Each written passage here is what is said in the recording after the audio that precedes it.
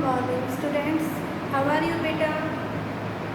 बेटे आज हम कक्षा छठी विषय हिंदी पाठ नंबर 11 भाग 2 वचन, जो हमारा हिंदी ग्रामर का लेसन चला हुआ है, लेसन नंबर 11।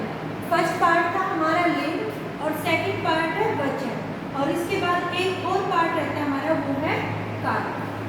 सबसे पहले की वचन, जो वचन है, वचन का साधारण अर्थ है संख्यावाचक। संख्यावाचक कैसे? जैसे एक या एक से अधिक, एक या दो, तीन, चार, आगे कितने भी गिनते चले जाओ तो वो क्या है? संख्यावाचक। ठीक है।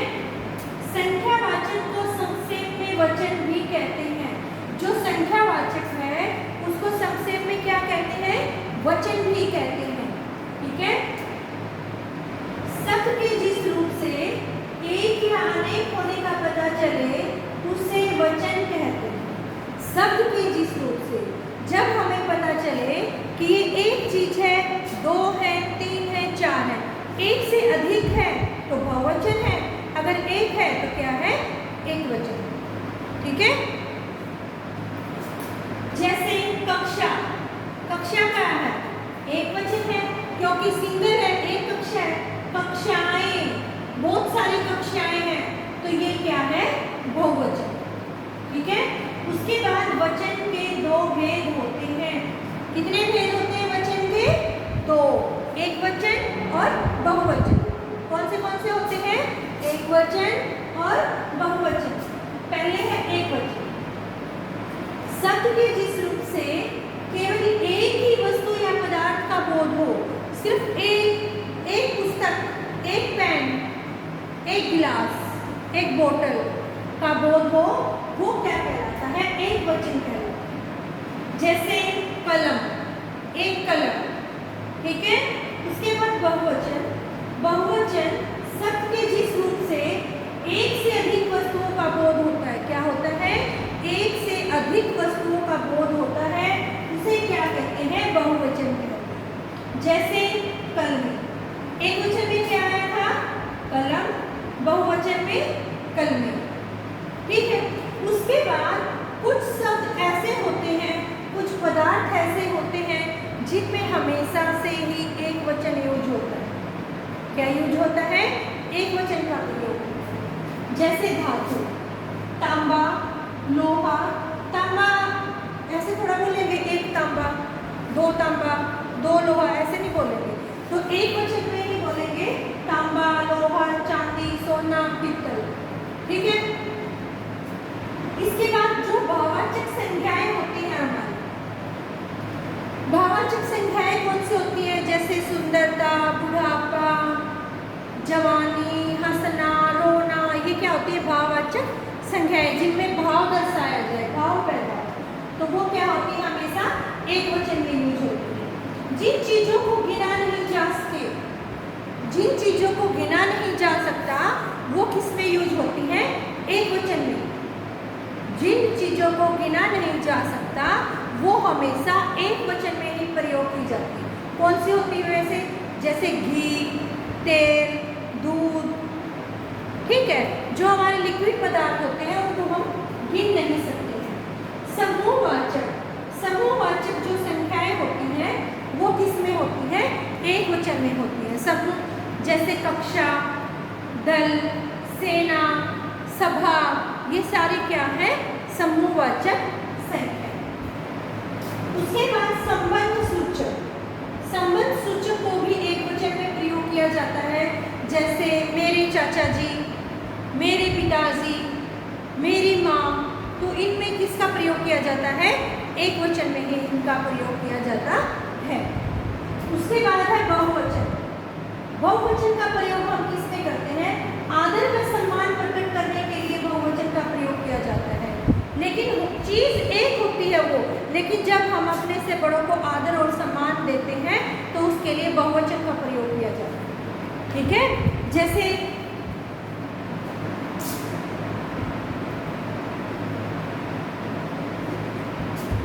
मेरा पापा आया है।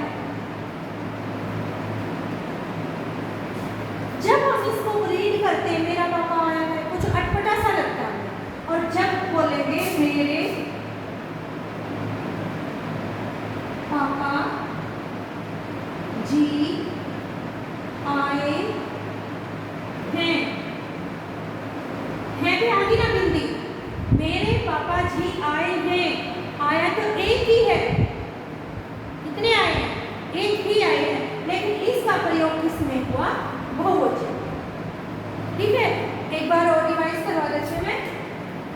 सबसे पहले इस वचन का साधारण अर्थ संख्यावाचक, संख्यावाचक को संक्षेप में वचन भी कहते हैं। सबके जिस रूप से एक या अनेक होने का पता चले उसे वचन कहते हैं। जैसे कक्षा, कक्षाएं। वचन के दो भेद होते हैं, एक वचन, बहुवचन। एक वचन शब्द के जिस रूप से केवल एक ही वस्तु या पदार्थ का बोध होता है। बहुवचन में शब्द के जिस रूप से एक से अधिक वस्तुओं का बोध होता है। एक वचन में धातु, भाववाचक संज्ञाएं, जिन चीजों को गिना नहीं जा सकता, समूहवाचक, संबंध सूचक, सबका एक वचन में ही प्रयोग होता है। बहुवचन में किसका प्रयोग होता है? जब हम किसी को आदर सम्मान देते हैं, आदर सम्मान प्रकट करने के लिए बहुवचन का प्रयोग किया जाता है। तो बेटा अब हम इस लेसन को अपने पाठ्य पुस्तक से क्या करेंगे? रीड करेंगे। अब हम अपनी जो पुस्तक है उसमें से लेसन को रीड करेंगे। सबसे पहले जो आज की डेट है वो हम यहाँ पर डालेंगे, ठीक है। उसके बाद जो है लेसन रीड करेंगे। वचन का साधारण अर्थ है संख्यावाचन। संख्यावाचन को ही संक्षेप में वचन कहते हैं। हिंदी व्याकरण में वचन का प्रयोग संख्या का ज्ञान कराने के लिए किया जाता है।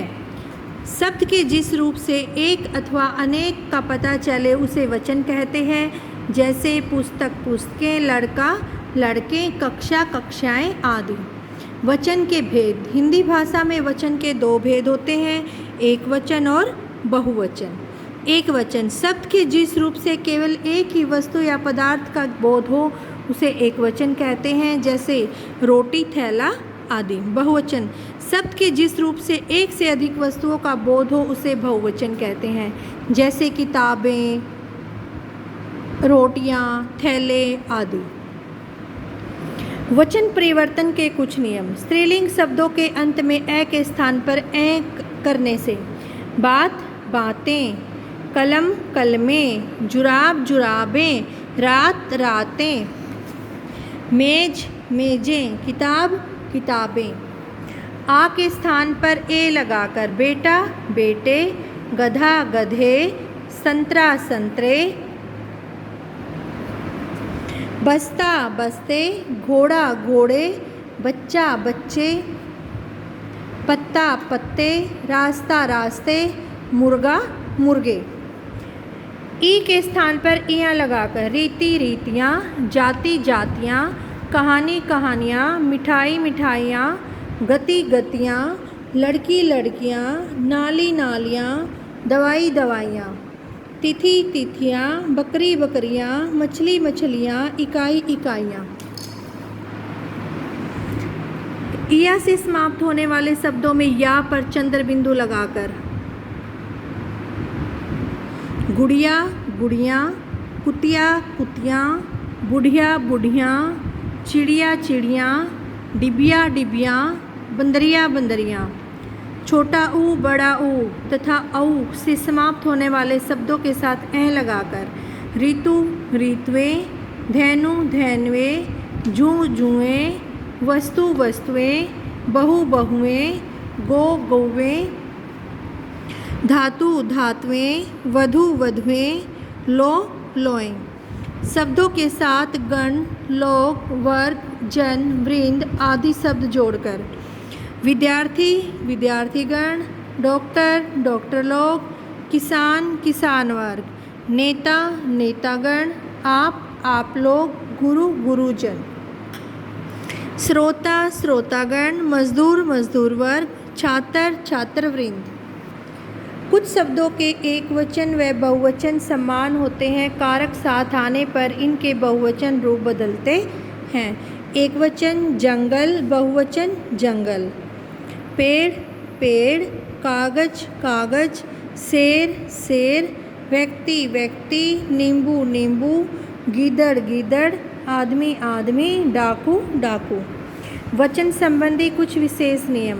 सदैव एक वचन में प्रयोग किए जाने वाले शब्द। धातुओं का बोध करवाने वाले संज्ञा हमेशा एक वचन में ही प्रयोग की जाती है, जैसे तांबा, लोहा, पीतल, सोना आदि।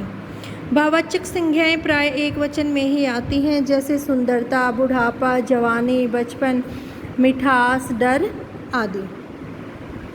जिन चीज़ों को गिना नहीं जा सकता वे भी एक वचन में प्रयोग की जाती हैं, जैसे घी, पानी, आसमान, तेल आदि। समूहवाचक संज्ञा भी एक वचन में प्रयोग की जाती है, जैसे कक्षा, सभा, सेना आदि। संबंध सूचक शब्द प्राय एक वचन में प्रयोग किए जाते हैं, जैसे चाचा, ताऊ, मामा, दादा आदि। उसके 2 बच्चे हैं अशुद्ध, उसके 2 चाचा हैं, बच्चे नहीं सॉरी, उसके 2 चाचे हैं अशुद्ध, उसके 2 चाचा हैं शुद्ध। सदैव बहुवचन में प्रयोग किए जाने वाले शब्द। कुछ संज्ञा शब्दों का प्रयोग सदैव बहुवचन में किया जाता है। आदर प्रकट करने के लिए सम्मान सूचक शब्दों का प्रयोग बहुवचन में होता है, जैसे पिताजी आया है। इस वाक्य को पढ़कर हमें अटपटा सा लगेगा। व्याकरण की दृष्टि से पिताजी एक आदर सूचक संबोधन है, इसलिए यह वाक्य पिताजी आया है नहीं पिताजी आए हैं होगा। कहीं कहीं एक वचन का प्रयोग बहुवचन में भी किया जाता है, जैसे उसके प्राण निकल गए, मैंने गुरुजी के दर्शन किए। कुछ शब्दों का प्रयोग सदा बहुवचन में होता है, जैसे प्राण, बाल, समाचार, हस्ताक्षर, लोक, दर्शन आदि। हमने क्या जाना इस लेसन के अंदर? वचन का अर्थ है संख्या। शब्द के जिस रूप से उसके एक या अनेक होने का पता चलता है उसे वचन कहते हैं। वचन के 2 भेद होते हैं, एक वचन और बहुवचन। कुछ शब्द सदैव एक वचन होते हैं, कुछ शब्द सदैव बहुवचन होते हैं। सम्मान सूचक शब्द सदैव बहुवचन होते हैं। तो बेटा ये है हमारा लेसन। इस लेसन में आपने वचन का जो अर्थ है वो संख्यावाचन लर्न करना है, फिर वचन की डेफिनेशन लर्न करनी है आपने। उसके बाद वचन के भेद होते हैं 2, एक वचन और बहुवचन, इनकी डेफिनेशन लर्न करना है। ठीक है, फिर ये जो एक वचन बहुवचन दिए गए हैं ये आपने नोटबुक में नहीं राइट करने हैं, सिर्फ बुक के अंदर से ही लर्न करने हैं। ठीक है, और इस लेसन को आपने अच्छे से रीड करना है। ठीक है, okay students, thank you, have a nice day.